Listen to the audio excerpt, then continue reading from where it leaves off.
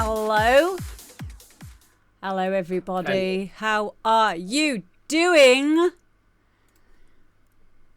Where's my little noise of how are you doing? Here we are. Hell yeah. Welcome in, everyone. Yeah. We are here at the demo drop. I can never start these things normally, can I? Like, I can't ever just, like, dive right into it, as they say on YouTube and stuff. Like, it's always an effort. It's like, it's the awkward first kiss, almost. You know, which is quite apt, really, as it is Valentine's Day. So, you know, happy Valentine's Day, everyone, by the way. I hope you've had a nice day, whatever it is that you are doing. Unless, like me and Guy, we don't celebrate it. We don't really do anything. He's not feeling very well today, so I'm not even letting him kiss me because he was coughing, and I'm like the cough police. So, like, when he starts coughing, I automatically assume he's got COVID. So he can kiss me once he's had a test. So there you go. Anyway, enough about that. We are going to welcome in our guest today, my good friend Les from Lab 4. Yes, Queen. How you doing, mate? We can't hear you. Well, I can't hear you. Hang on. Do it again. I could hear you a minute ago. I could hear you in the background, but I can't hear you now. Oh, there you are. I can hear you a bit. Say something. Better? Yeah, I can hear you now. Oh, that's good. Yeah, the whole what happened? Went like a bit kind of paranormal activity looking, but it's okay now. Oh, is it? Okay, yeah, it might just be like connections and stuff. Then it sounds fine now, though. So yeah, Les is also doing a retreat with me and Guy in May, isn't it? I think it is. May we're going to be doing. Yeah, so we're going to be doing a 7-day retreat. There's going to be more info coming on that soon, but it does come up in the chat if you guys want to know. Oh, there it is. There it is. Want to join Lab 4 and Guyver in Ibiza to learn about music production? 7-day fully retreat. Excuse me. 14th to 20th of May. For more info, go to that website. Coming out to work. There you go. So, Les, are you looking forward to it? I'm really looking forward to it, actually. Cool. I've got the Loop Masters video which has been sent through. That's fine to use. Nick the kid sent that through. Cool. And some live footage from Fabric 2 weeks ago for Liberation. So it's all like nice and put together. So it should look really good. And the other thing as well is we get to play at Eden together, don't we? We're doing like a back-to-back hit. Yes, we'll get like 2 tunes each. Lost Mary. I found this in the street and I thought it looked all right. So and you just picked it up. I love you. Yeah. That's so Lab 4. Yeah. Brilliant. So without further ado, guys, make sure you say hello in the chat as well to Les. I know Les has got the chat in front of him as well. So what we'll do now is what I'll do this end, Les, is I'll mute you and then I'll be able to put you back on again just because of the issue that we just had then. And then stick your headphones on and we'll listen to the first track. Okay, here we go. So all I've got at your moment is your page like this. Do I need to plug? Because I'm a bit of a Twitch virgin here, so I don't really know quite what I'm doing. But okay, so what you need to do is it should be online now. So like scroll down a little bit.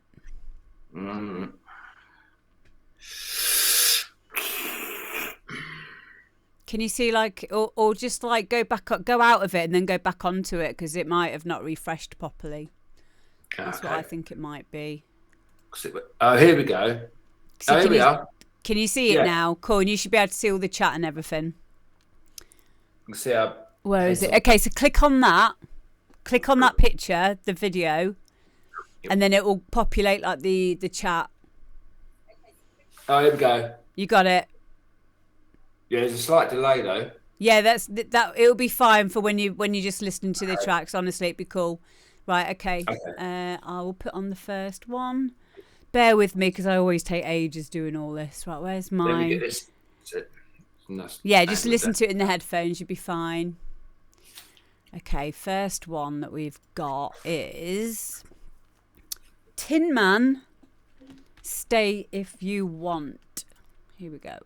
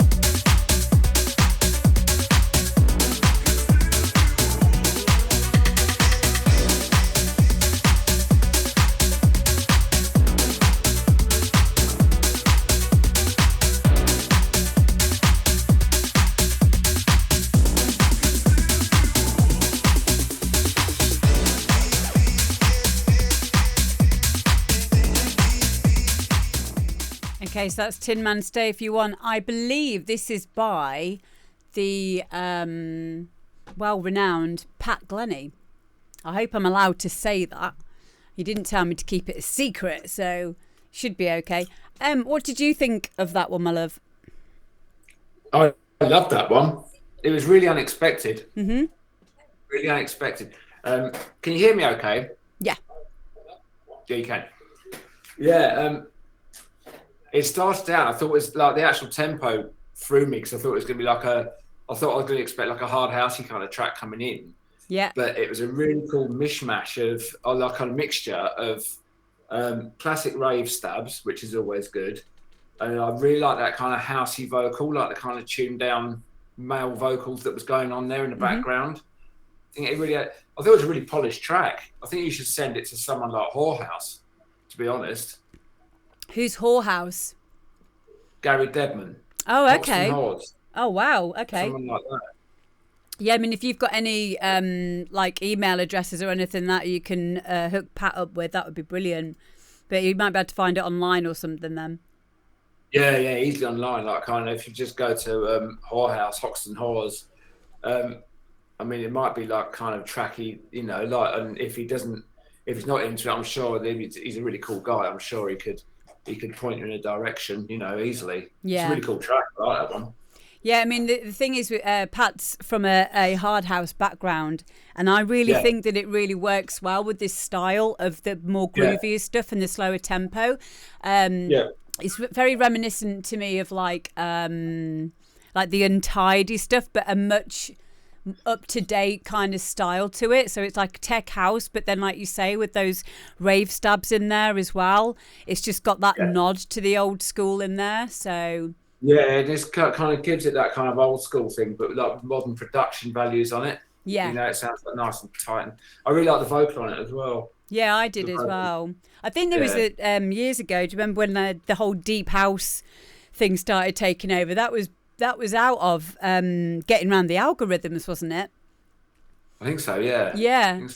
Yeah, because like, when they pitched them down, they wouldn't be like detectable for the like the copyright and stuff. Not anymore, I bet. But how cool's that though? About, you know, because obviously you're from a generation, I'm from a generation, but not as far back as you, where that was the organic growth of music, wasn't it? Because it would just it was just facilitating a need or like an economic or even a political kind of like point in life. You know, and then that would like change the music and kind of like evolve it. Yeah, totally. The thing is, like, kind of you could kind of get away with it a lot more in the past because you'd always have hard copies of stuff and you'd only get like 1,000 pressed or like vinyls or whatever. So you could have like cheeky samples. Now, because it's digital, they've got all the AI stuff to detect it, and you're screwed if you're like, you know. Yeah, that's a good point. Yeah, that is a good point. Like I always say to people, which is probably a little bit risque to say it, but I just say, well, do it anyway, and then you can always just put it down as a free download or whatever. But it's good to be aware of it. Yeah, I mean, there's quite a few tracks that I've had to pull from digital marketplace. Oh, really? Oh yeah, fuck it. They're just a little bit too. Yeah. Well, then it goes into like how to be creative with your samples and stuff, and how you can even as simple as like just pulling out a Vengeance loop sample, you know, and just making it into your own by just chopping it up and things like that. I mean, that's good anyway for someone to understand how to do. Yeah. You know what I mean? Yeah. But yeah, getting creative's never a bad idea. No, it's not. I mean, like, kind of the thing is, like, kind of if you're someone like Eric Prydz or Prides, whatever his name is, like, or someone like really huge, you can get away with sampling Pink Floyd because it's going to make them money. You know, if it's going to, I mean, they didn't he sampled Brick in the Wall, didn't he? Oh yeah. And someone like that, I mean, like, then you can obviously, you know, you've got the power to get away with it, you know, kind of thing. But if little people like me, you go and sample it, you probably find you sort of get a knock on the door. Have you ever had Spin In send you emails? No. Oh, I've had loads of them.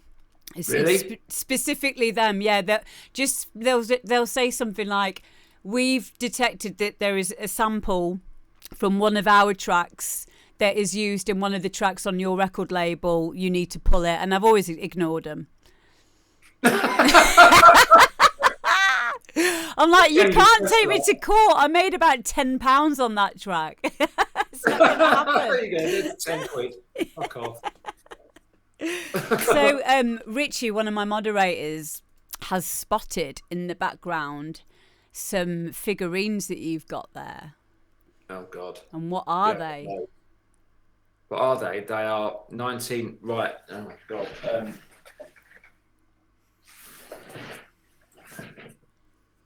Oh. Yeah. What is it? So it's a Captain Zargon. Who's Captain Zargon? It was an offshoot of Action Man. It's quite rare because he's got his little sword. Brilliant. I've got like you can't see it, but literally I've got. Well, you've been here. I've just got tons. Yeah, I've been round to Les's studio, and like he's got what they're called, the dialects, yeah, Doctor Who stuff. It's amazing, that studio. I love it. Shame you can't spin this round 'cause it's all like kind of fixed in, but yeah, there's quite a bit. There's quite a bit of stuff. I'll have to get you to take some pictures and put them on the Discord. Or if you send them to me, I'll put them on the Discord and everyone can have a look at them. Actually, someone annoyed at your Captain Zargon Space Pirate. Yes. Is that what it is? Yeah. So Noida UK is like spot on. Oh, cool. Oh, Noida, we've got one of your tracks coming up actually in a bit. So yeah, you got a whole chat full of producers right now, and the next one that we're going to listen to is a good friend of mine, Bosky. Bosky, is this one that you've signed to your label? Tell me in the chat. I think this is one that he's signed to his label. So I'll just get this on now. I'll just mute you again, Les, until we've listened to it. Excuse me.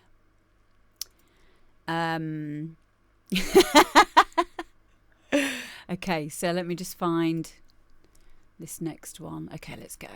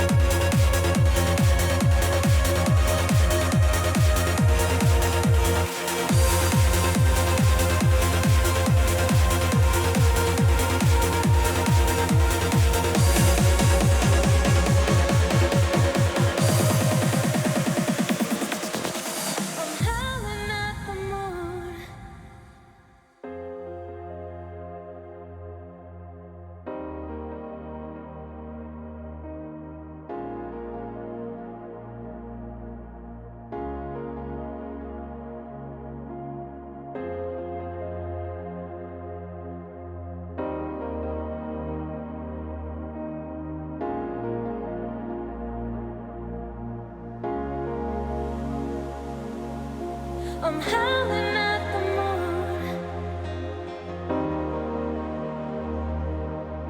'cause I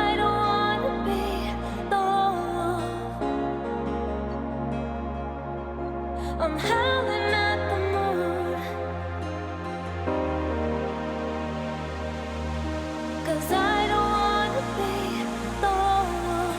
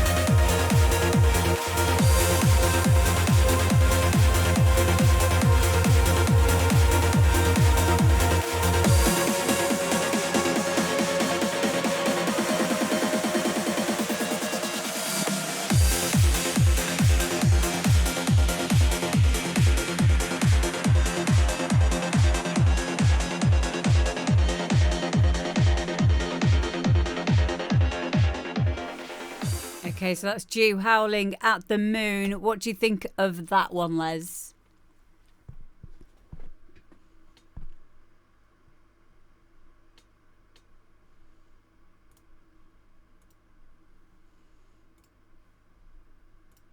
I love that. Can you hear me? Yeah, I can hear you now.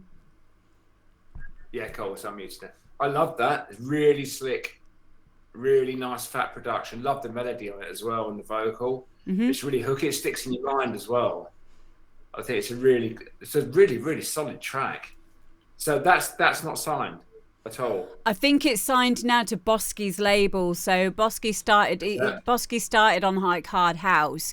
But then he started to do like a bit more banging trance, and now he has his label Faculty One, and this is a track that he signed to that label. Okay, yes, I loved it. I'd definitely play that out. Yeah, I agree. I agree. So who is Dew, Bosky? If you can just let us know in the chat. So did you find it, like you just said there, you found it quite like memorable? Yeah, it's got nice vocal. like if it's a good vocal in a track, sometimes I find it quite hard to get something that sits in that kind of, I've got a double echo thing going on here. Sometimes I find it hard to get a good vocal that's memorable, that doesn't piss people off, if you know what I mean. And that one is a really nice, almost sounds like a song, you know what I mean? It's a really nice tune, a really nice melody, really well produced. I enjoyed that. I'll definitely play that out. If he sends it to me, I'll play it out, definitely. There you go, definitely. Bosky. Make sure you send it over to Les. I'll get Good work. Les's email address and then send it over. Get him to send it over to you. Yeah, I'll definitely be playing that one. Really good. It's a really good release for your label as well, that Bosky. I think it's going to elevate the label. I know you're in quite the early stages of developing the label, so having a track like this would be a great asset to it, 100%. And Dew is actually in the chat as well. So yeah, well done, mate. Really, really love that. Yeah, I love that track. It's quite easy when the tracks that people send in are of this quality, and it's been an issue because this demo drop's been going now for 2 years, and granted, like the people that we have in here, it's not as much as say like with when I do the usual DJ shows, but the whole of the the whole of the chat almost is all producers. And something that really frustrates me for them is so many of them are so good, but it's almost really hard for them to get noticed. You know, is there any advice that you've got on that kind of side of things? Oh God, I mean, I started my own label just because, like, kind of some of the stuff I do write on it is quite all over the place and eclectic, from EDM to. I mean, there's not that many releases on it because now, like, most of my stuff, 99.9% of my stuff goes through HTE. I've got a track on HQ. But I like with Nick at HTE, we've got like a really good working relationship with the masters thing and whatnot. So, and plus it's backed by Black Hole, which is like, it's a brilliant distribution. But for stuff that they would never sign, I just stick out on my label. That's cool. Like, you know. But I mean,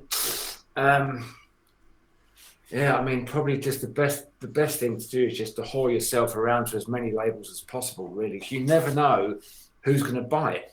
You know what I mean? That's exactly. And also, people, the labels are always looking for the next thing, aren't they? So it's probably good to not try to sound like the stuff that's already out. Would you agree?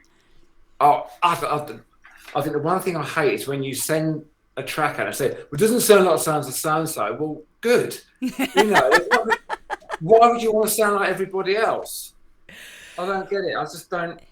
I mean, like, kind of the first track we ever got signed to a label was 170 BPM to a German label that put out 135 BPM Frankfurt techno. Fuck. You know, and it's like we sent it to them just for a bit of a giggle. Yeah. And you turn around and you went, oh, yes, I love it, just because it's so fucked up and weird. So we just didn't think we'd get like a hit back from it. Just didn't think in a million years we would.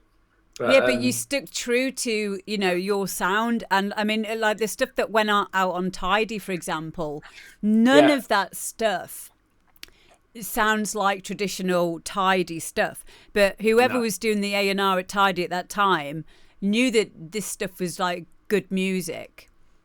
You know, like it's very difficult for me to ever put one of the Lab 4 tracks that I've got on Tidy into a set, like on vinyl anyway, because of it being so fucking fast. But it's still hard to mix. Hard to mix, but it doesn't take away from the enjoyment of it. And obviously there's something in that, because, you know, do you just want to be another producer or do you want to be an artist? And that's the difference. I mean, like, kind of, I know it's difficult, like now with like kind of so many clubs and venues closed, and I think something like, I forget what I read somewhere, something like 1,800 venues have closed in 2022, something like that. Yeah. Which is heartbreaking, really. But I mean, the best way to do it is just throw enough mud at the wall and, you know, and something will stick. Yeah. That's just the way it is. Just don't focus on any one label, because there might be labels out there that you've never heard of that might be the perfect label for you. Yeah. You know, it's one of those things you can't really kind of predict what's going to happen, you know. No, you can't, and neither should we either. You know, you've got to, because if you're going to be doing this as a full-time thing, you have to be authentic, you know, to yourself. You know, if I mean, you don't have to. People can do it for whatever reasons they want, but I guess if you really want that sense of achievement and to feel successful, you know, you've got to do what makes you happy. I mean, in saying that as well, like there is obviously the other side of it where, like for yourself, for example, I know you do a lot of stuff like commercial stuff, you do stuff for adverts and things like that. Can you tell us a bit more like how you got into that kind of side of things? Oh God. So my sister used to work for an advertising agency in up London, and one day they were doing a job for Bacardi Spice. I don't know if you remember that. Yeah, I remember that. Oh my God. Really nice. And they were up against, because in that industry, everything runs up against the clock to the absolute last minute, you know, and they're panicking. They couldn't find anyone to get this track done for this ad. And they were losing a lot of money because of it. And my sister just turned around and just said to the creative director, "Oh, my brother can write music," and he just kind of went, "Oh no, please God, no, don't, you know, don't drag me into that scenario." But she said, if you can turn it around in like 24 hours, 48 hours, whatever it was, and just present them with a demo, there's nothing to lose, you know. So we did it, and they turned around, and we got it. We actually beat 9 Inch Nails for it. Wow. Because they wanted too much money and the budget was over. And after that, we did one for that. We did one for Bacardi, then we did one for Manhattan Loft. And then after that, we got headhunted by an agency, and we probably got one a week sent to us. And it to the point where Lab 4 started to slip a bit because their expectancy of what you can do kind of overtook that, and it started to get a bit exhausting. Yeah. But, I mean, we've done loads on Coke, Pepsi, Reebok, the Super Bowl, loads of them. Yeah. Shaw, Scholl, Camel cigarettes, loads and loads of them. And they all like kind of, all very different. I mean, one was for Polaroid, one was completely jazzy, like kind of French jazz kind of stuff. One for, what was it, Fiat. That was a bit weird. They just wanted really different stuff, and it kind of pushes your creativity, the boundaries. You think, I can't do that, but you don't tell them that. No. They say, can you do this? You just go, yep. So you fake it before you make it, kind of thing.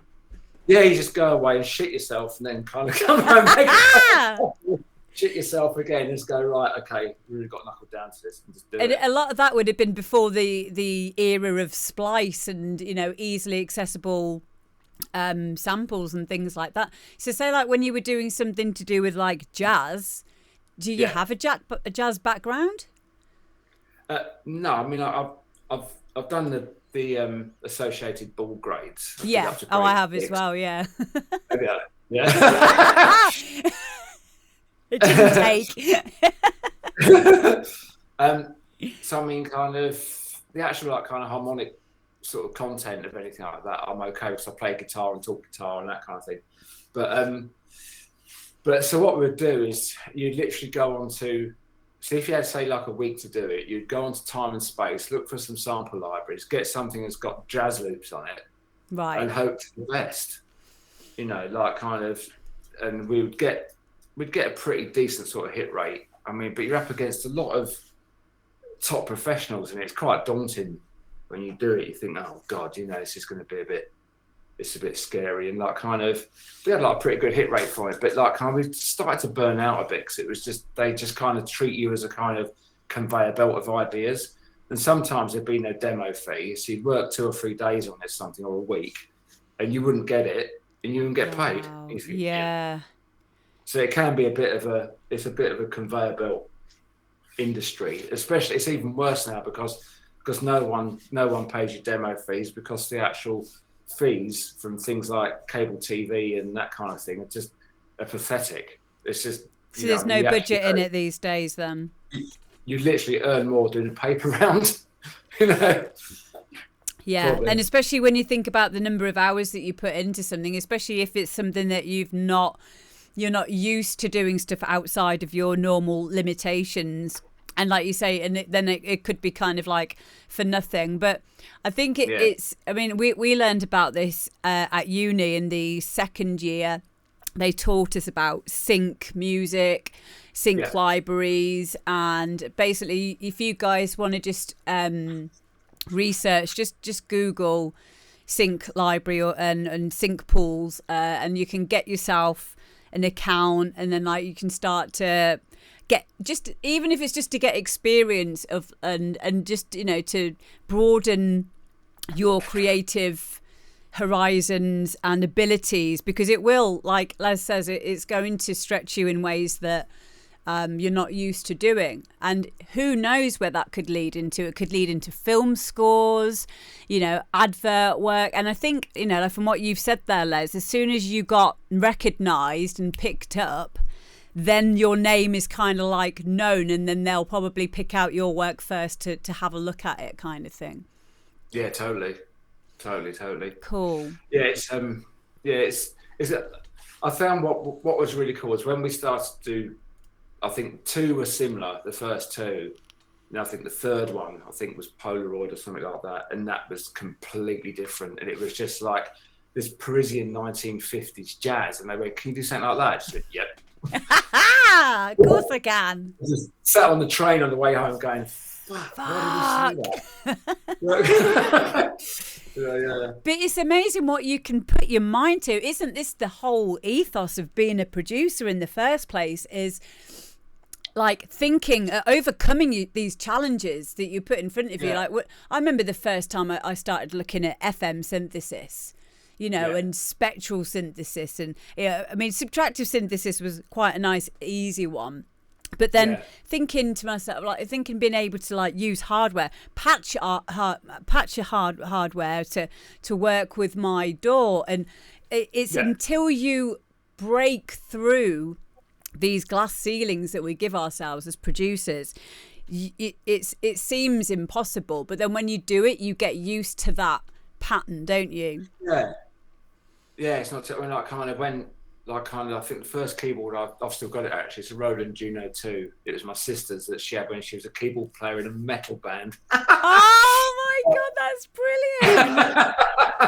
brilliant! and I acquired this keyboard, and for a laugh, I'd actually plug it into guitar effects pedals. Yeah. And the first track that came out with that keyboard in, plugged through a guitar effects pedal, was Reformation.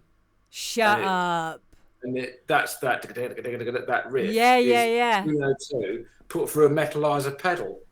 That's why it sounds so mental. But the problem is, you always, then we were like kind of, it was feedback in and stuff like that. But it kind of stretches your imagination of like, sometimes having not much equipment expands your creativity rather than having too much and being lost. Yeah. You know, so if you've got like a few little bits and pieces like we had, like a little sort of spacky drum machine and God knows what else, it was like kind of, it forces you to think, oh, what happens if we do this and what happens if we do that? Yeah. Yeah. So, but I mean, like kind of when I got my first sampler, it's like looking at it, I thought, I'm never going to understand this. You know, it's like read the manual. It's like, I thought it was in pidgin English. It was like, oh no. Casio FZ10M, I think it was. Oh my God. Yeah. Wow. And it boasted a whole 2 megabytes of memory. Yeah. Well, this is it. But this is something that we say probably every stream. We all say, you know, limitation breeds creativity. And what you said before then about, you know, the whole, the fact that you can get lost in how many options we have these days. For me, I wouldn't say, well, I would say lost, but a more exact feeling that I have for that is overwhelmed. Totally. You know, completely overwhelmed. Yeah, totally. I think like in like kind of 20 years ago, sometimes tracks used to have more of an individual identity, because equipment was really expensive back in like 20, 25 years ago. I mean, like really expensive. You go out and spend, you know, like $1,000 on a keyboard. I mean, you can get a decent laptop for that now with a whole array of stuff on it. I mean, back then you'd have like a whole bunch of like little keyboards and they were your little pricing job. But people would have different gear all around the country. So someone would have like a 303, some would have like a, I don't know, like a Korg wave station, all producing different sounds. And I think the identity of their tracks obviously relied on those pieces of equipment that they had, rather than now, like everyone would use silence or everyone would use massive. Everyone uses not React so much, that's a bit different, but like kind of Nexus, that, you know what I mean? Like kind of so many people use so many bits of equipment are all the same. I think back 20, 25 years ago, it's a little bit more of a kind of different, diverse minefield of gear. Yeah, I agree. And also people not just using the same VSTs, but they'll use the same plugin, the same presets, especially what you said there about the Nexus. There was some, and the arpeggiators as well. Like it's very, it's very noticeable when someone's just used that sound from, from the Ummet Ozcan presets pack sound bank or whatever it is, I think it's a good starting point. But again, another thing that we always talk about is to learn, like, instead of buying loads and loads and loads of VSTs, learn one or two inside out. Would you agree? Yeah, definitely. Definitely. I think probably the one I learned, what's the one I use the most? I mean, I do use Nexus quite a bit, but I use it because it's so quick. And sometimes I don't want to be fannying around with like hundreds and hundreds of pallets of pages and of stuff. I just want an instant result. Sometimes if I've got 24 hours to write a track, sometimes just go bang, bang, bang, bang, bang. That's it. You got like a really nice, cool sounding foundation. Coca-Cola's Roland JP8000. Yes. See that there. Have you got one of those? That's one of the main ones that I sold, and I wish I bloody hadn't have sold it. Yeah, I think Guy used to have one there because I used to have one at the Tidy studio. So good. Yeah. But yeah, again, they're really expensive to pick up now, and then also to maintain as well. I've got a rack mount Supernova 2. Oh yeah. And I can't get it working anymore because the PSU's done. So I don't know if like anyone knows anywhere that I can go and get a new power unit for it. But yeah, and I've also got I've got a Virus TI Snow down there, which I don't actually technically really need to use anymore because there's another VST called Viper, I think it is, which is basically the emulation of it. It's exactly the same. Yeah, and then you don't need to like print it all in real time kind of thing, and there's none of this like needing extra space. But I think for me, having a little bit of hardware allows me to commit better to a baseline or at least a direction when I'm making a track. Would you agree with that? Yeah, I think so. Like kind of. I do love the look of hardware because I think sometimes when you take your focal point off the screen and you just look at something and you go, oh, and sometimes if you've got something like a virus or something like that, you can just twiddle the buttons and stuff, and you couldn't do that with a mouse.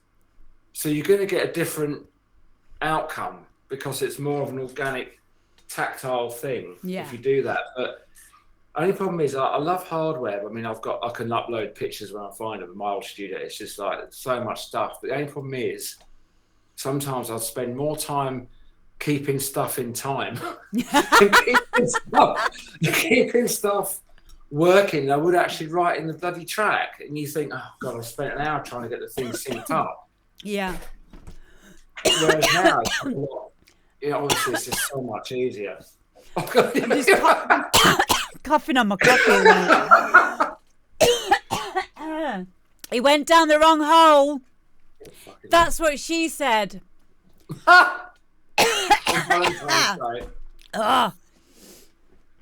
Cool. On that note, we're going to move on to the next the next track. Now this is someone who's not been on today, been on before. This is Coca Dillas, and I think you'll like this one, Les, because it's quite like the EDM kind of style, and it is. I'll just let you hear it anyway. It's a really, really cool tune. Here we go.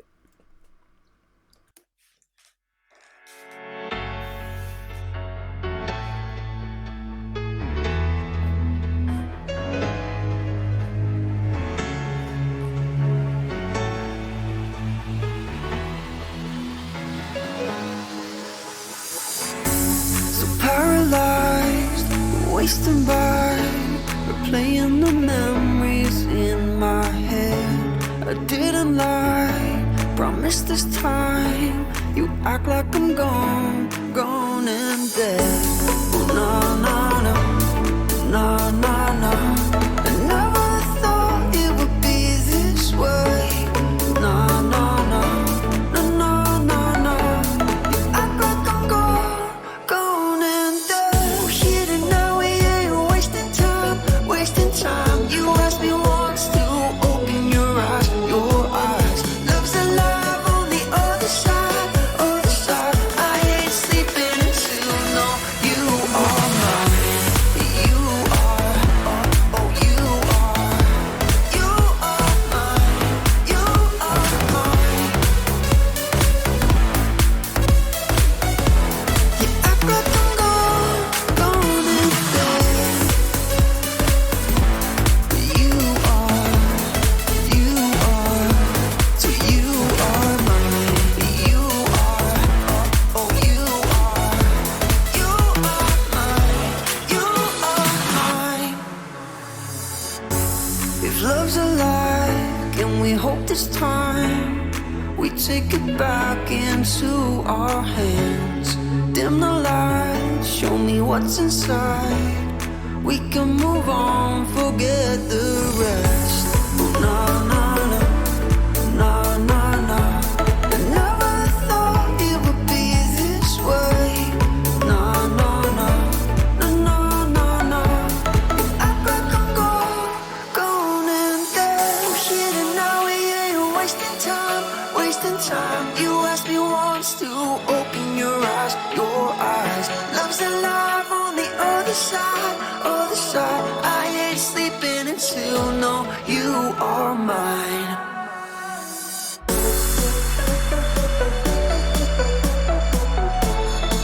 Yeah, yeah, you are mine. You are mine. Oh, I ain't sleeping until no, you are mine. You are, oh, you are. You are mine. You are mine. You act like I'm gone and dead. You are, oh, you are. You are mine. You are mine. You are, oh, you are. You are mine. You are mine. Wow. Les, what do you think of that one? I love that. It's really good, and there is an actual like video for this as well. I've left Coco Dillas's YouTube in the chat there, guys. It's very strange to me, this, because they've only got 170 subscribers, yet all of the music is this good, and it's all so well produced. Yeah. And so I had to play it. I mean, I said in my email, like, I don't think there's anything we can do to help you, but my God, I just wanted to, help get them some followers and things like that. But, this is what I mean by someone having so much skill and yet, not having the following yet. So what do you think of all of that? It's a great track. I mean, I love the the swing groove on it and stuff, like the CD groove on it. It's just, I mean, what can you say? It's ready to release, and I can hear it on the radio. Really, Yeah. I mean, it's just such a great. It sounds so polished. It sounds like a major label tune. It does, You know, doesn't it? Coca is in the chat at the moment as well. Thank you for joining us, mate. There's another 2 tracks that he sent me, which are all this quality, you know. So it's not just a one-off. It's obviously this person has got a lot of what's the word? Talent. Yes. That's it, because I don't have any, so I don't even know the word. You have? In my own way. But this guy, honestly, Coco de Laz, take a bow, mate, because this is just amazing. It really is. Yeah, I mean, are they signed? If you can let us know in the chat, please. What advice would you give then, Les? Oh God. I could give you a publisher to send it to. That would probably be interested in that tune. If not, can probably point you in another direction. But I mean, to me, it sounds like a major label tune. Yeah. And it's really commercial. Yeah. Is it an original vocal, or is it it sounds like an original vocal? Yeah, Coco, if you can let us know in the chat if it is an original vocal. Yeah, it's original. He's just said, wow. That's great. It's bloody great. Yeah. Wicked. Well done. Yeah, well done, mate. Yeah, well done. Really good. Yeah, that's Lovely fantastic. Yeah, like it's really nice to see that this show is reaching so many different genres as well. I think when we started, it was mainly just like hard house and maybe some bounce, and you know, we have all kinds of genres on here, and I just really hope that someone picks this up if it isn't already, Coca, because you have some serious talent there. And thank you so much for sending it in. And let us know if you want me to chase up Les for this publishing contact, and we'll try and help you out with that. So next up we have got, I think this is Chaos or Cos. Chaos, bang the drums. Here we go.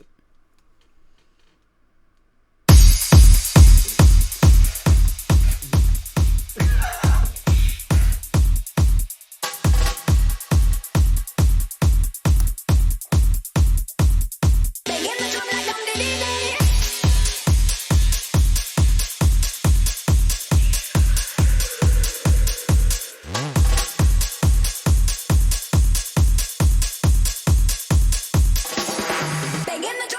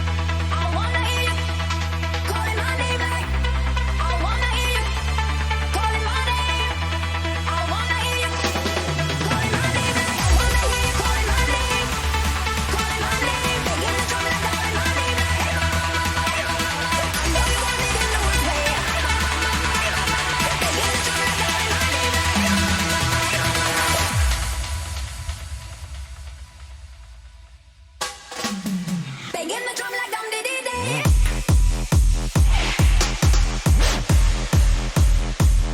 I wanna hear you calling my name.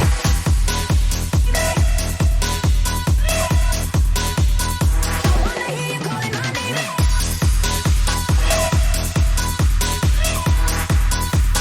I know you want it in the worst way.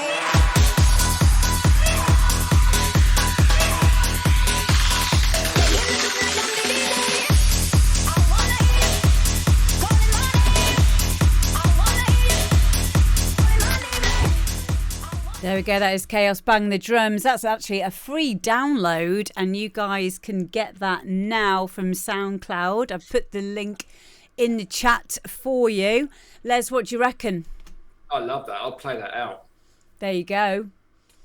If you send me that, I'll play that ASAP next Yeah. month.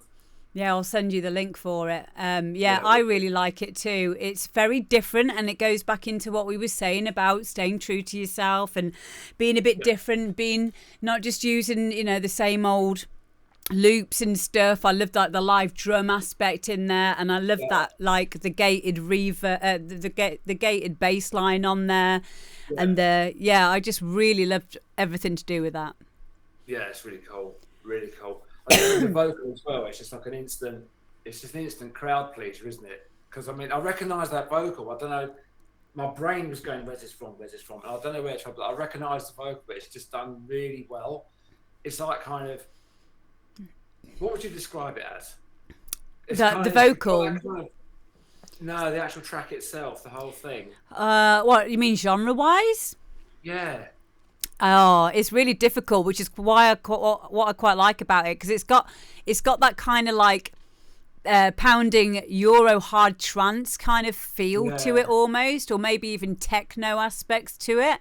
But then it's got its own little thing going on as well. Yeah, it's really well done. I think if you took the vocal out, it would probably be a good basis for a kind of like a hard trance kind of a track. Yeah, definitely. But the vocal kind of like gives it a whole other direction. Yeah, makes it stick out. Yeah, defo. It's arrangement wise, I liked it. You got one big breakdown in the middle. You didn't lose any energy when you came back in again. I liked dropping down to like the kick and the bass almost at points as well. That kind of the fact that you can do that and you still have the energy there. It's a very European hard trance thing to do as well. It sounded very mixed well, very well balanced. Yeah. And I like the fact that this is put as a free download. One, because if it is a well-known vocal, then you're covering yourself there. But also, it's getting your name out, isn't it? Yeah, I really like the actual. It's almost got that kind of Brazilian street rhythm, South American sort of street rhythm sort of thing, which I really like. Yes. Yeah, I like that. I'll definitely hoof that one out for sure. Cool. Right, I'll make sure I leave the link in the chat again for you guys, and I will send it over to you as well, Les. I love the fact that you will support like music from artists that are not very well known, and I think this is a really good point to make of not just going to as a DJ, not just going to the Beatport top 10 and downloading the shit that's there. I like to think that a lot of DJs will know that a lot of these people will be putting their tracks in there to begin with. And then also you don't want to be playing the same stuff everyone else plays, do you, Les? No. Sometimes it just takes a little bit of effort, and just people send you tracks that that, I mean, I've done that with one of my friends, Steve Snowden. I think he's on here tonight, actually. Hello, Steve. He sent just an absolutely fantastic version of Brainbug, Nightmare. Ooh, Nightmare. Yeah. And it's such a good cover of it. And I played it down in Portsmouth first of all, and it went off. You could see when it comes in, when that little dun dun dun dun, dun everyone in the front row just went Brainbug. And I was hoofing it around like 147, something like. He did it about 138, 140, something like that. Nice. And, so if you're on there, Steve, and you want to put your Brainbug up there, it's just obviously something like that. It's going to be difficult to re-sign it because it'll just be a legal bloody nightmare. But then again, that's quite good as a DJ because it means you've got something that no one else is going to have. I've played it nearly every set. I played it at the Weekender down in Torquay last year. It's just such a wicked cover of it. You know, it's the best cover of it. I've heard, definitely. Amazing. Oh, good stuff. Okay, next one we have got Alan James, who has been in the studio with Guy before as well. He's a good friend of ours. So Alan has said before we play the track, Alan has actually said, I was watching Demo Drop not long before making the track. You were talking about how, hang on, let me just get this to be a bit bigger. We were talking about how most music is in a minor key except for stuff like Children of the Night. There's that happy hardcore tune. This helped inspire me to go out of my way to do something in a major key. And then I found a super happy riff from Digital Mafia's sample pack. The vocal is from Splice, but was originally in E minor. I debated having the track switch between major and minor, but thought ultimately some people wouldn't realise it was deliberate. So I transposed Dave's riff to E major and then went into the vocal in new tone and edited the few syllables necessary to go from E minor to E major. So new tone's like Melodyne, basically. It's like an FL version of it. I then added a synth version of the vocal, added chords based on the bottom line of Dave's riff, added a small sample from a TV show with a reverse delay, some acid fills, played about a bit, and this was the result. So let's have a listen to this.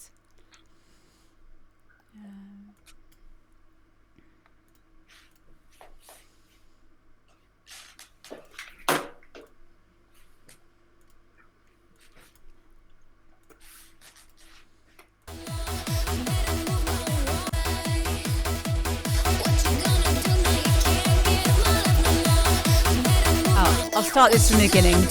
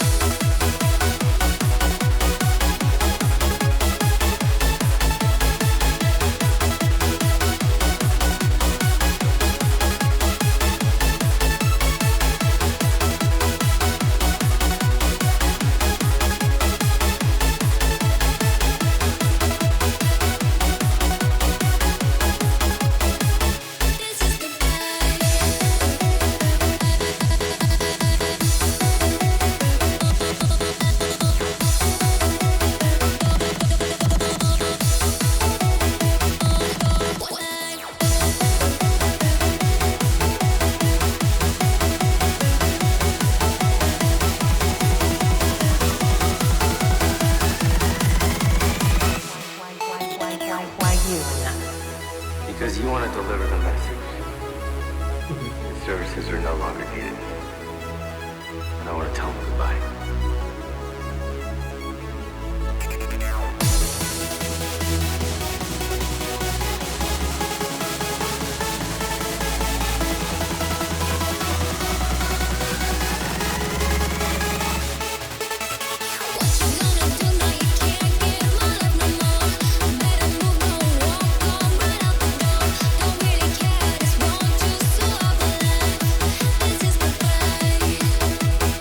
What you gonna do?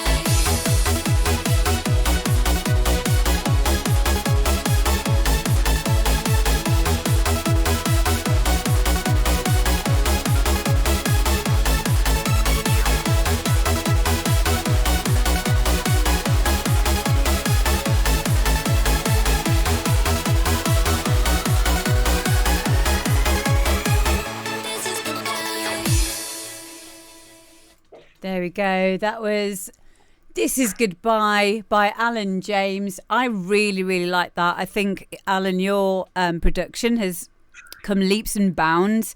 There's a track of yours that you did, the May the 4th Be With You one, which has the R2D2 sample in it that I played at the last Tidy Weekend. I still play it to this day.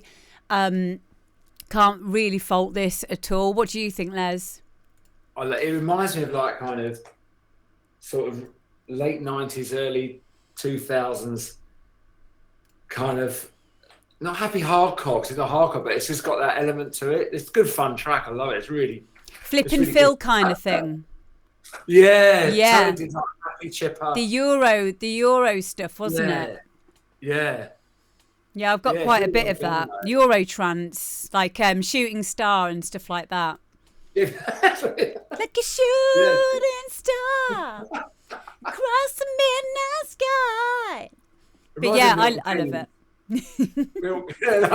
Sam in vinyl. Yeah. Yeah, it's good fun. Good fun. Yeah, well done, Alan. Like I said, your production's just got better and better. This was, I'm really glad that we inspired you to try and write in a major key as well. It's kind of difficult, I feel, to make something sound credible in major keys sometimes. What do you think, Les? Totally. I don't think I've ever. Maybe I might have written something in a major key, but it is difficult to kind of, because you kind of it makes you kind of go, ooh. When you put it in minor key, you go, that sounds a little bit more. But I mean, that was really well done. It's just what, it's perfect. It's perfect for, it's that happy. There's a certain genre of, I forget what it's called, but it's just Clubland, I think it's called, or was called. Might have been, I might be wrong. Well, there's UK happy hardcore as well, which is kind of like this kind of style. Yeah. But and it works well with the donk aspect to it as well. So, especially with that vocal, I'd play this in my donk sets, defo. Yeah, wicked. Put a donk on it. But sample it, reverse it, put it on the offbeat. There you go. Job's a good one. Yeah, well done, darling. Thank you so much for sending that in. Next, we've got something a bit different. This is Rich Walker, Substances, and it is the Noida Nocturnal remix.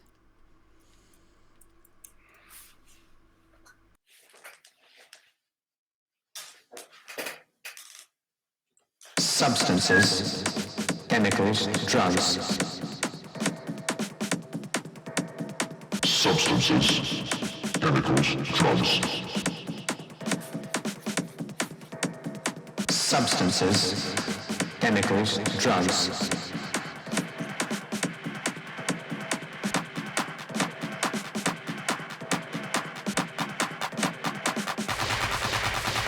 Substances, chemicals, drugs. Substances, chemicals, drugs. Substances, chemicals, drugs. Substances, chemicals, drugs. Substances, chemicals, drugs. Substances, chemicals, drugs.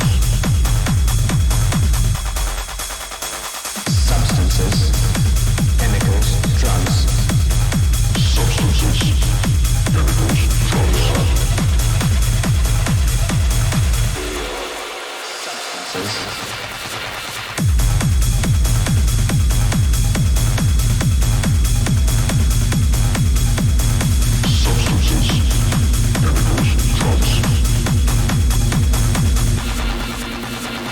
Substances, chemicals, drugs.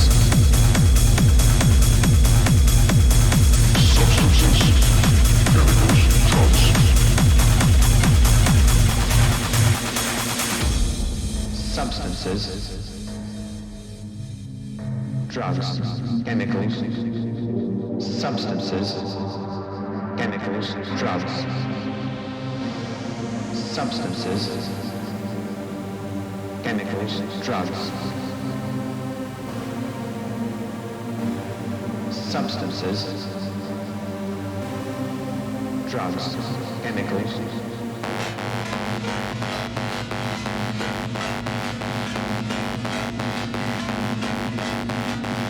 substances,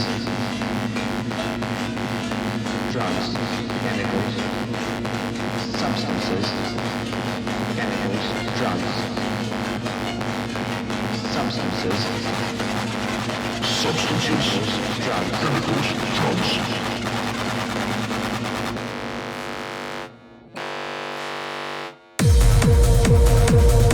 substances,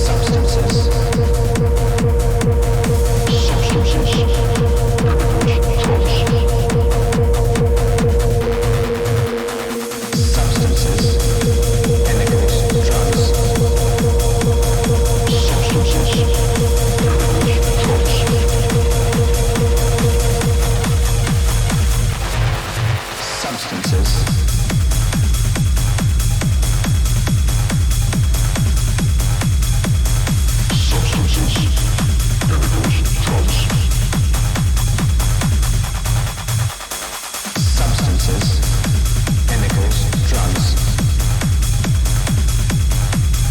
substances, substances, chemicals, drugs, substances, drugs, chemicals, substances, chemicals, drugs, substances, chemicals, drugs, substances, drugs, chemicals,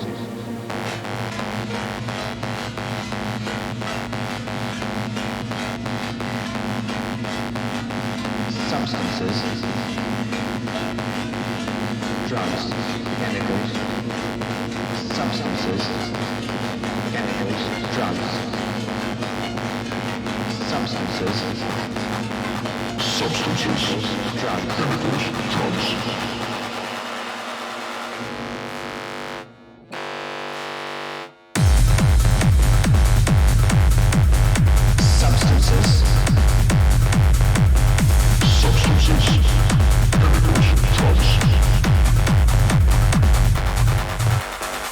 substances, chemicals,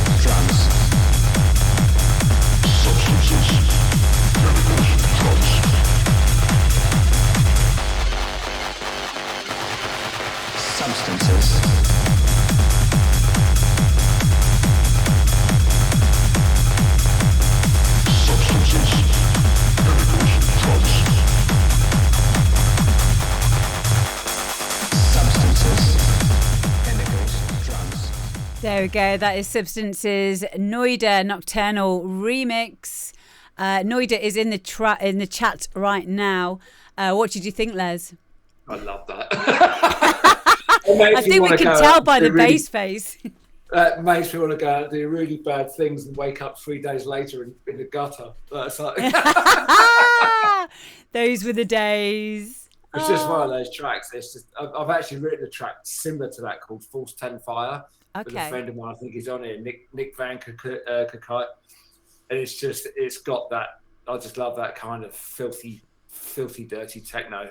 Great. I love the discordant little ding, ding, ding, ding, ding, ding. It's all like that's a great touch to that. Yeah, I really enjoyed that. I can't fault that at all. It's bloody brilliant. Yeah, I really liked it as well. I love the kind of like the polyrhythm in the breakdowns, and it kind of makes you lose where you are in it. And then at the end, where it's got the two like this bit. Yeah.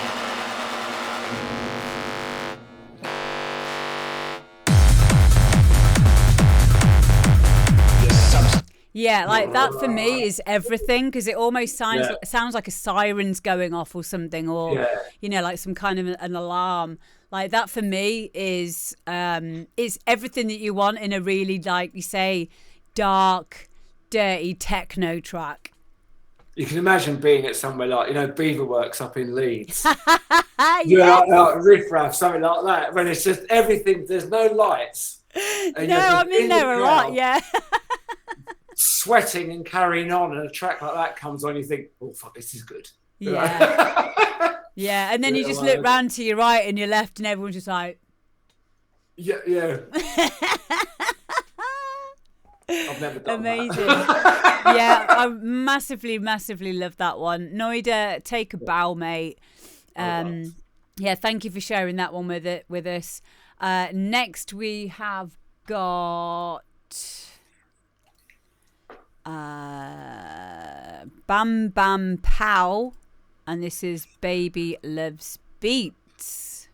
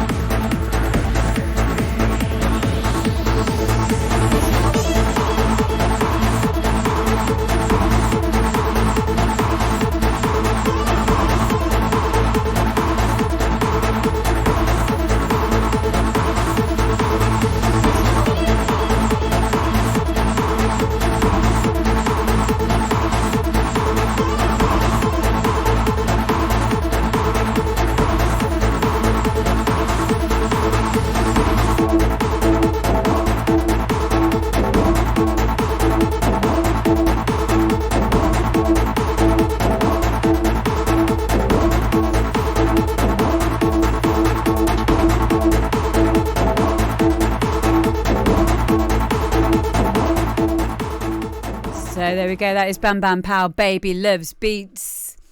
I personally think that it's got some really, really good elements in there. I think some of the sound, that sounds like it just needs a bit of tightening up. It does sound like it's kind of losing time just a little bit. You might want to just go back into there and just tighten that up a little bit. Someone else mentioned it feels like it needs a bit more energy. However, there are some aspects of that at points where, you know, it really pricked my ears up. Some of the layering, some of the pads in there from the breakdown onwards were really nice. What do you think, Les? I really like the snare sound on it. I thought the snare sound really made it stick out. It sounded really different. Yeah. So I liked just a little vocal on it. I thought it was quite a little, that was like a nice little touch. Yeah, but yeah, maybe a little bit more filling out, as the person said here. Totally agree with that when I saw it come up. But I think it's a cool sounding, unique track. You can imagine that in a hard set, but towards the beginning of the set as a good building track to go from something that's a little bit more sort of laid back and subdued, then that would be a good kind of linchpin track to take it up to the next level, maybe. Yeah. But yeah, I think it had some really good elements there. Maybe like a little bit more padding out. But I like the little vocal sound. It added like a kind of nice character to it, and I really like the snare sound on it as well. Cool. You know, it's really good. Yeah. Yeah, I just agree. I agree. I think there was some really good aspects to that. And yeah, I really did like the breakdown on there as well. So yeah, it's really, it's difficult sometimes for me as a predominantly a DJ that has now, you know, over the last 10 years, I've been DJing for 23 years and been a producer for 10 of those years now. Because I have two different mindsets that I have to choose in which to listen to a track. Do I listen to it as the DJ, or am I listening to it as a producer? And I do sometimes feel like maybe even a third one of that is to just listen to it as an audience member, you know, as the audience, as the dancer. And for that, if I was listening to it as a dancer, it would definitely get me up, definitely. Yes, it's very unique, like very different sounding track. Yeah, I mean, the little vocal thing I thought was really interesting. Yeah. It doesn't even need to say anything, does it? It's just like oh, we should have been in the Bee Gees, Les. We'd have been brilliant. What one would you have been though? The dead one. I was going to Are they all dead? The Barry. That one. Who was the one that looked like he had some kind of wasting disease like that? It was Barry, Robin. Who's the other one? I can't remember. The one they used to keep under the stairs and drag him out for big gigs. Yeah, the bookmark one. Bookmark. There's always a bookmark one, isn't there? Like in Destiny's Child, it was always, I can't even remember her name. Because there was Kelly, Beyonce, and then there was Michelle. Oh, that's right. Yeah, no one ever remembers Michelle. She was just like the bookend. Like Prince Harry.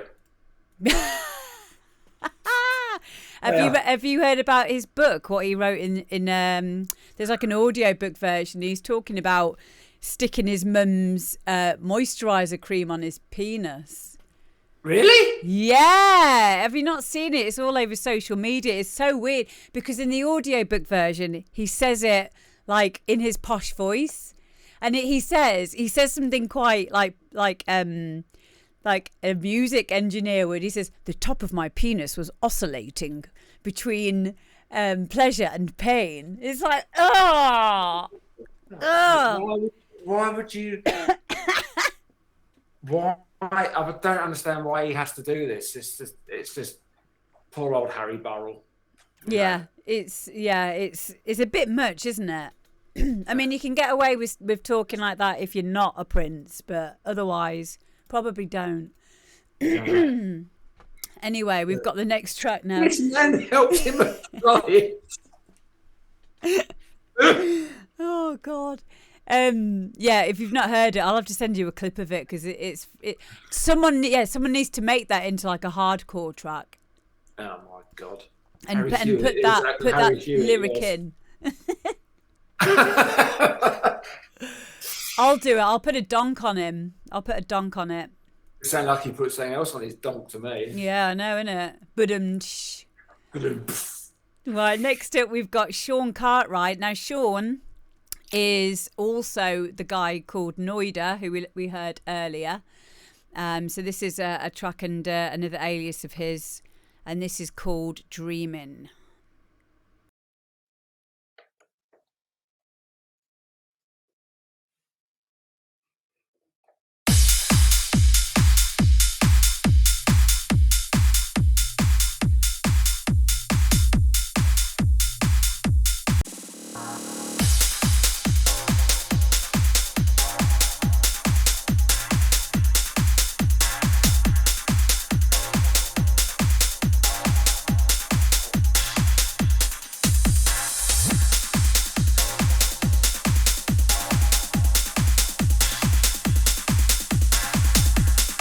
You ever have that feeling where you're not sure if you're awake or still dreaming?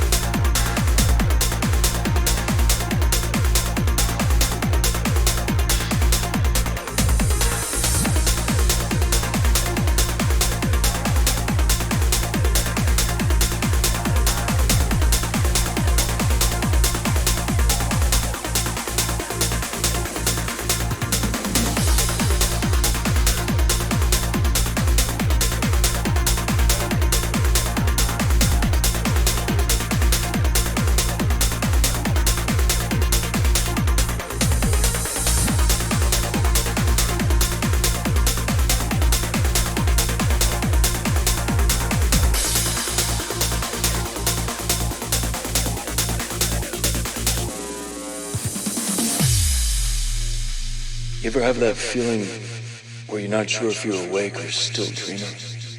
All the time. It's called mescaline. It's the only way to fly.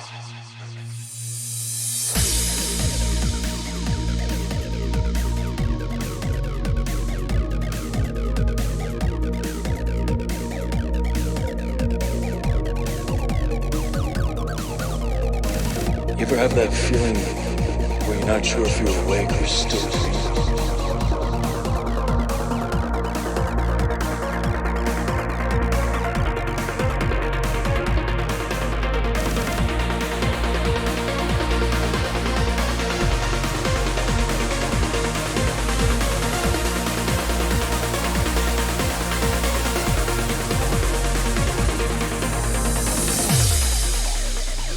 You ever have that feeling where you're not sure if you're awake or still dreaming? All the time. It's called mescaline. It's the only way to fly.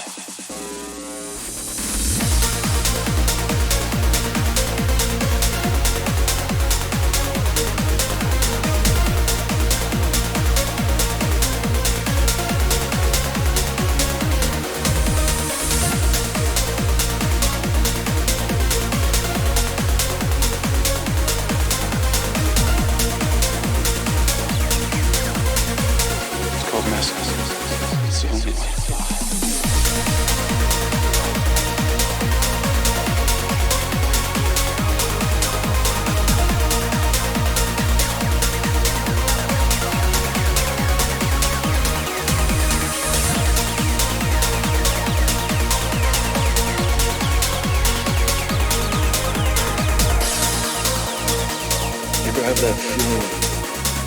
sure if you're awake or still dreaming.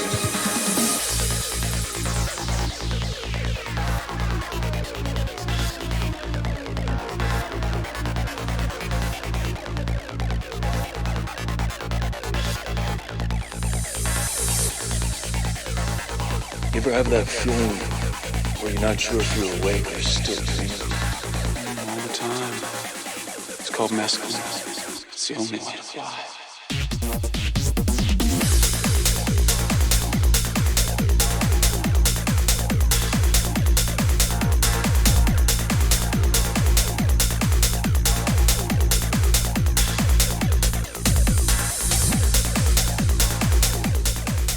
So there we go. That's Sean Cartwright, and that is Dreaming. So what did everyone think of that one? I quite liked this personally. I quite like banging trance, driving trance, whatever it is that you call it. I liked the vocal. I thought the vocal may have been a little bit loud when it first came in, but my ears soon adjusted to that. And I think I'd sooner rather have like the vocal sticking out a bit more than not enough, and I'm like can't hear it.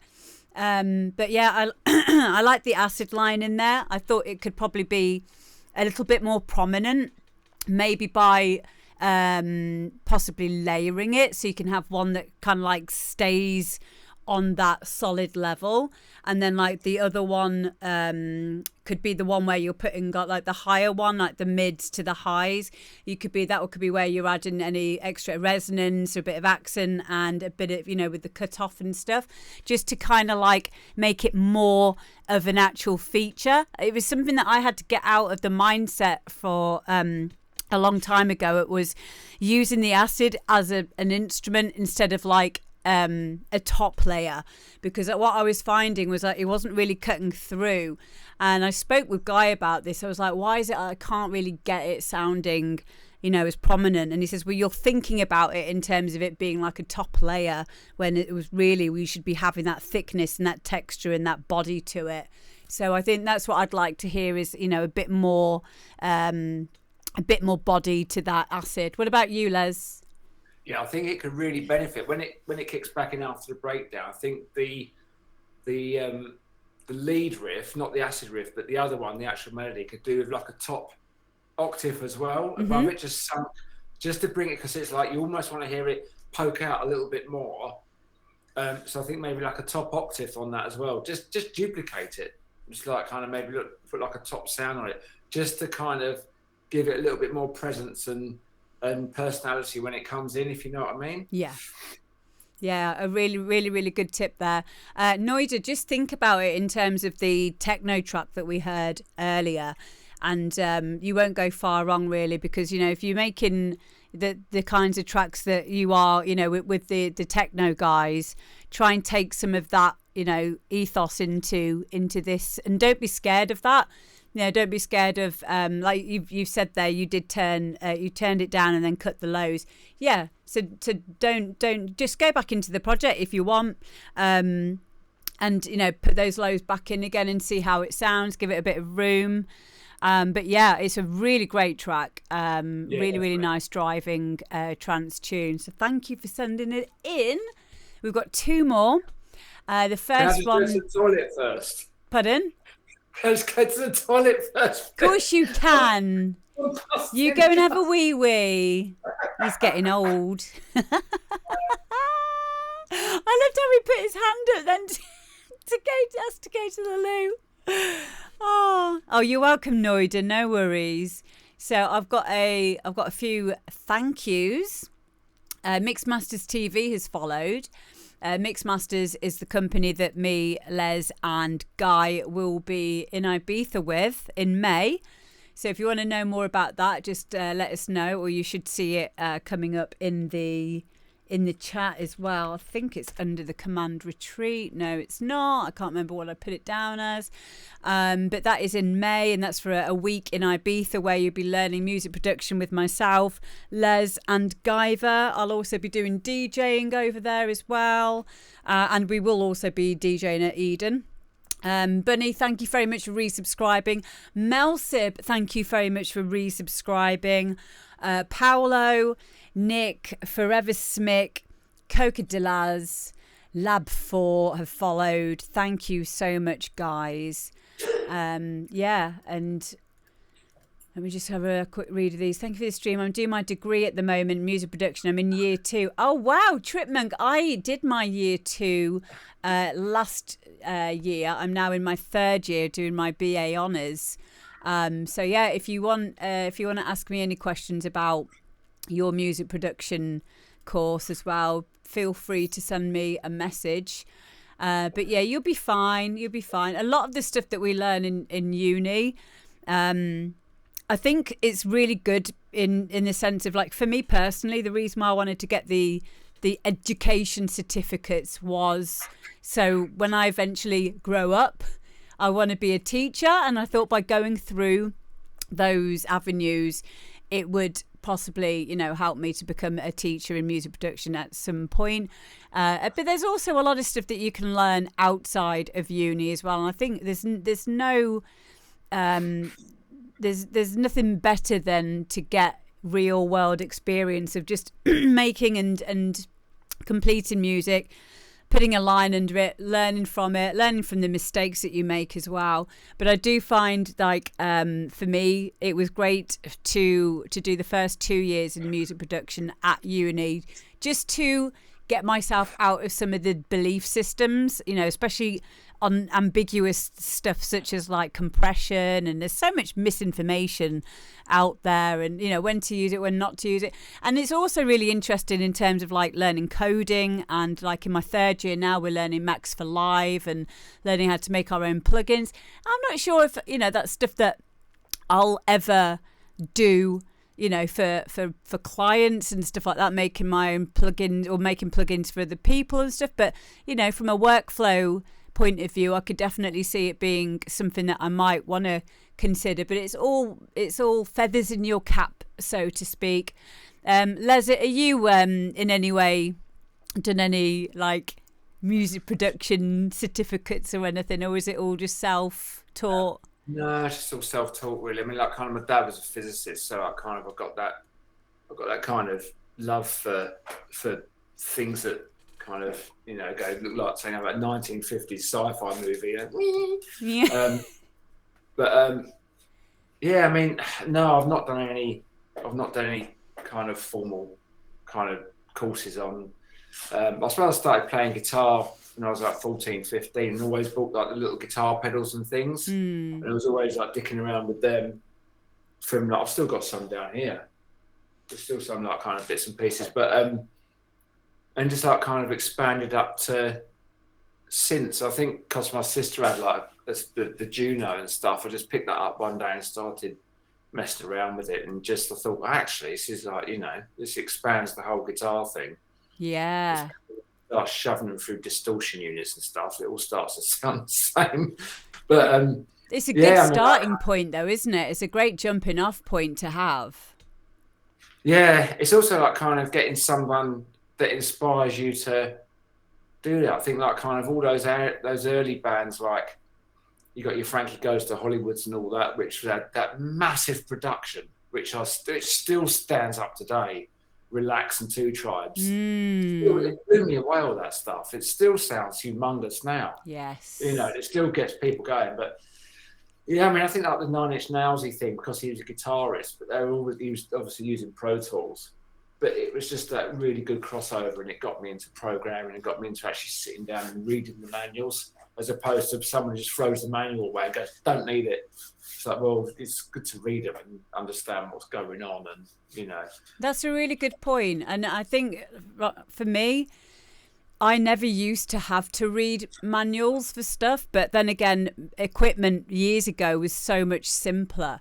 And I know that these days, especially when I went from FL Studio to Ableton and started to learn Ableton, you would just you can't fool yourself into thinking you're going to sit down in front of a DAW and know how to do everything just by clicking around. I mean, there's a certain amount that you might figure out, but it's the terminology as well, isn't it? Oh, totally. Yeah, totally. I think the thing that really, because I was used to just things like the subtractive synthesis and the ADSR and that, but the one that got me is I bought a thing called a walled-off microwave, and if you Google it, it's just like this orange wedge-shaped thing, and it was a wavetable synth, and it sounded so different, and the actual kind of synthesis to it. I mean, now you can probably, it's just a bit like that FM8, you know. Yeah. Is it? No, that's an FM one. What's the one that's the wavetable? I've forgotten now. Oh, you mean like Serum? Yeah, Serum's that kind of thing. wavetable, yeah. Yeah, that's it. It's just like just having that thing. Look like something out of Doctor Who, you know. You think, oh, things on it, and you just like program like a little sequence in it, like a little 4-bar sequence, just like with little notes going in 16 patterns. And just fiddle around with the stuff. And of course, it's just like 40 odd knobs on the front. You could just go like this and just record them all in. It was just like, God, this is cool. That's cool. I never knew that you had like that they were like box shaped like hardware wavetable. Is it like a guitar pedal? Did you say? No, that was a synth. Oh, it was a synth. Oh, okay. Yeah, if you Google like kind of, it's called the Microwave XT, and it was orange. Oh, okay.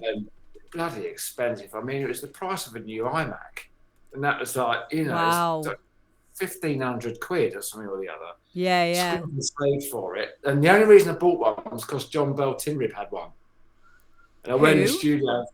Tinrib. Oh, Tinrib, did he? John oh Bell, my yeah. God.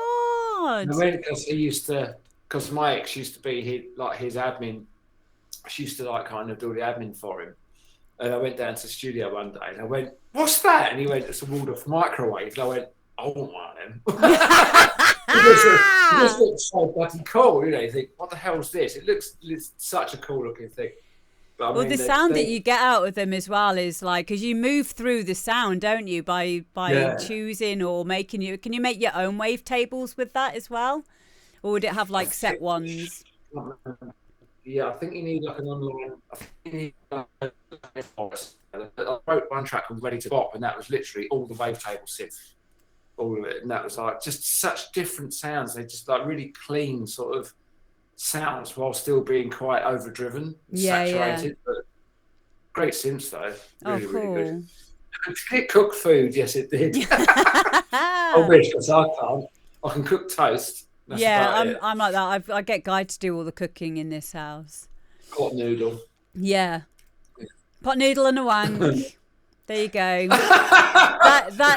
that is the usual producer's Valentine's Day meal, because none of us have got any meaningful relationships. It's all about music. We ain't got no friends. We've just got each other. Down in the studio, falling off by a cry wank. I've missed you, Les. Right, next we've got People Like Us, and this is Go.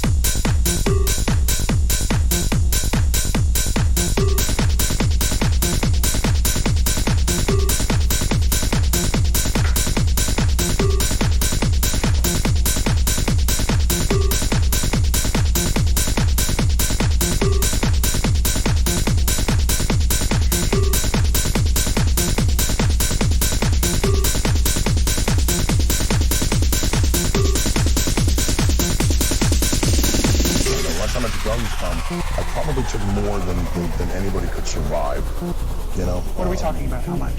I don't know, man. I was banging 7-gram rocks and finishing them because that's how I roll. I have one speed, I have one gear. Go.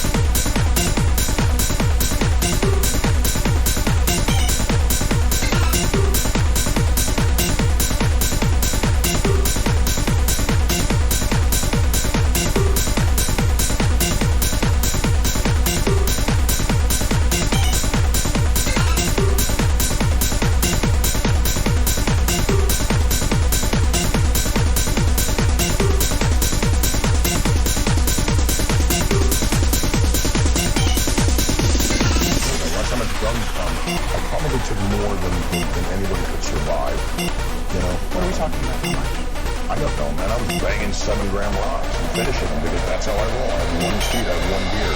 Go!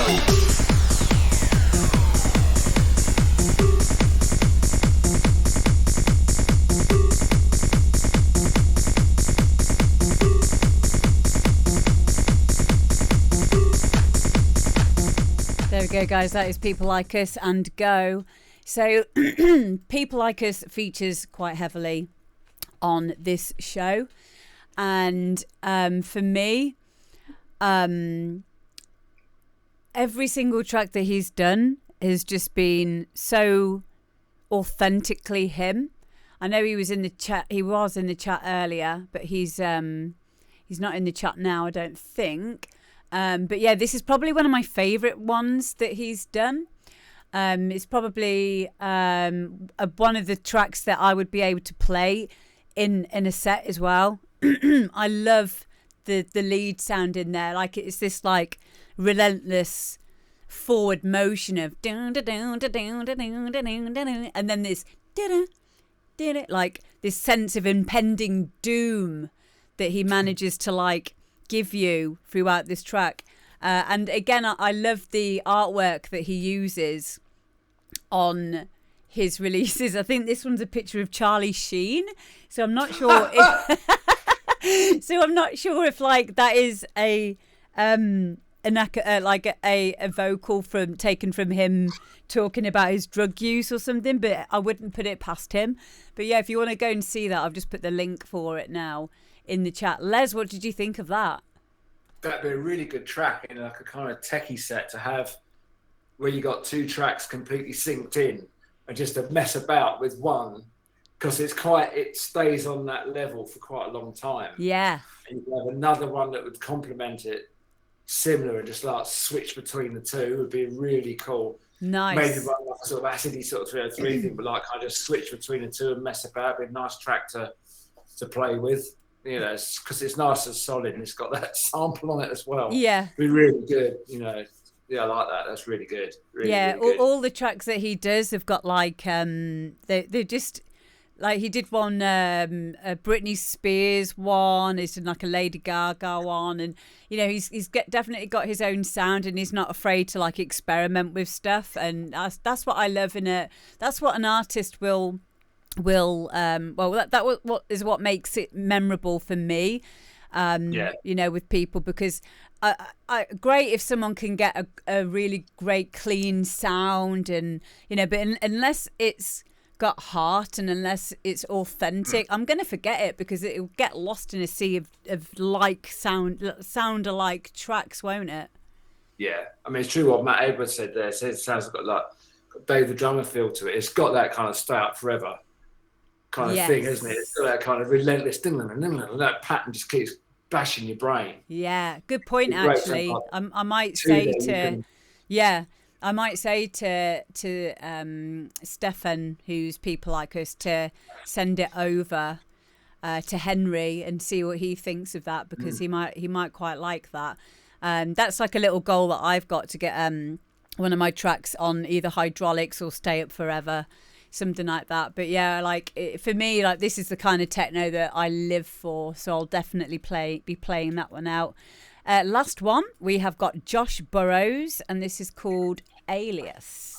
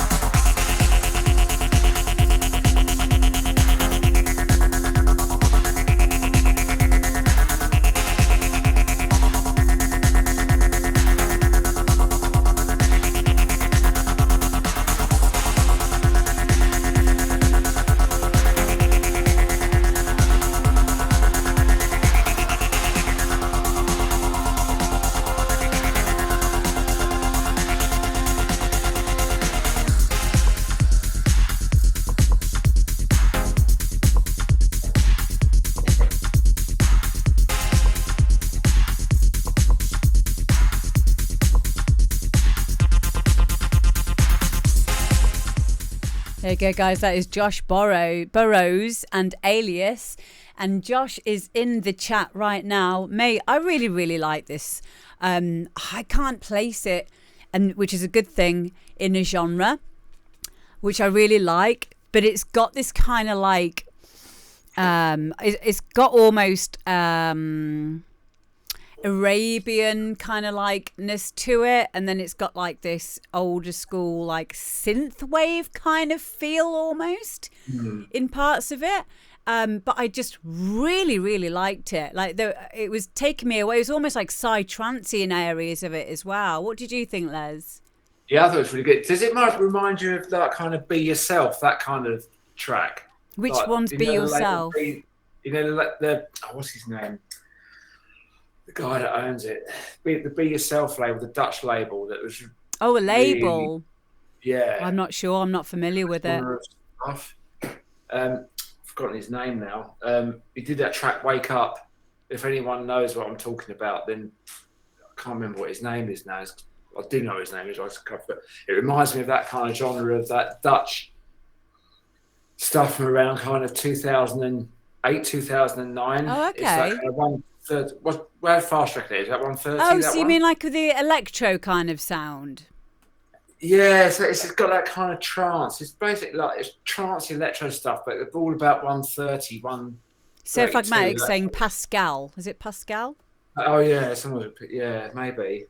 I've forgotten the guy's name now. I know him as well. He's a mate. He's terrible, isn't it? He's just catching up. Yeah. Marcel Woods. Oh, Marcel Woods. Yeah. Oh, so the tech trance stuff. Yeah. Yeah. Oh God, yeah. Yeah, but that was all the Dutch side of things, wasn't it? Oh my God, yeah. But we used to get sent all that kind of stuff years ago, didn't we? I remember being spoiled getting vinyl through from them, and then I think it turned into CDs not long after that for me. But I always kept them. Was it a label called Modulation or Sky? Oh no, I think that's a track that was on that label. But yeah, it's kind of got that aspect or that feel to it, definitely. Definitely fit in that kind of set, couldn't it? Pardon? It could definitely fit in that kind of set sort of thing. So Josh says takes a lot of influence from the trance stuff combined with the acid tones. Yeah, I mean this is a good look for you, Josh. Like in terms of music, I really, really think that this is something that I'd like to hear more of as well. I could listen to this in the car. You know, I'd probably play this in like a warm-up set as well. You know, or during like when I was playing if I was playing trance warm-up into like uplifting or banging driving trance. It could fit in a lot of scenarios as a DJ as well. But so you like that one, Les? Yeah, I liked it. Really liked it. It instantly reminded me of that genre of stuff. So, it sounds like, because I had a mate of mine used to write stuff like that, and he got a couple of his tracks got picked up by Marcus Schultz. Oh wow! Yeah, so he did quite well out of it. But like, it's that kind of vibe. You know, It's that kind of vibe, that kind of 1:30, 1:32 kind of.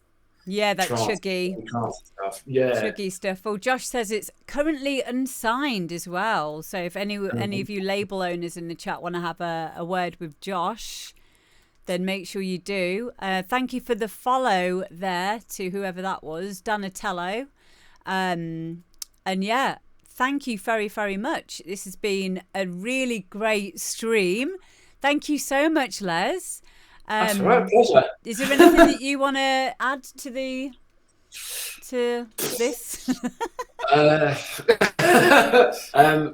Don't know, so I'd say thanks everyone for the support. If you're out there doing that kind of thing, and so we've just like kind of been working hard on stuff. Just got #1 in Beatport album chart, so we're chuffed about that. I know, I saw that. I'm so pleased for you, mate. First one, but so thanks everyone anyway, and thanks for having me on the show. Oh, you're welcome, babe. I look forward to catching up with you soon, and we'll be doing the Ibiza thing together in May, which we can't wait for. So I'll be giving everyone more info on that really soon. I think there's going to be like a video promo coming out. It's in the works at the moment. So when that's out, I'll be spamming you all with that as well. And if you guys want to get booked in, I think there's probably a few places left. I think it's up to 12 people can go on this. So there's 12 places, and it's 7 days in Ibiza. I think it's around about it's either the 13th or the 18th of May. But all the details, if you want any more details on that, you can just send me a message and I'll get all that over to you. Thank you again, Les. I will say goodbye to you now, Les, and I will send you a WhatsApp message afterwards. Perfect. Yay. Okay. Love you, mate. See you soon. Cheers. Bye. Bye. Oh, and thank you guys. This has been lovely. I hope you've had a nice Valentine's Day, learning about music production and whatever else we do, all the bants. We're going to go over and see DJ Brady now,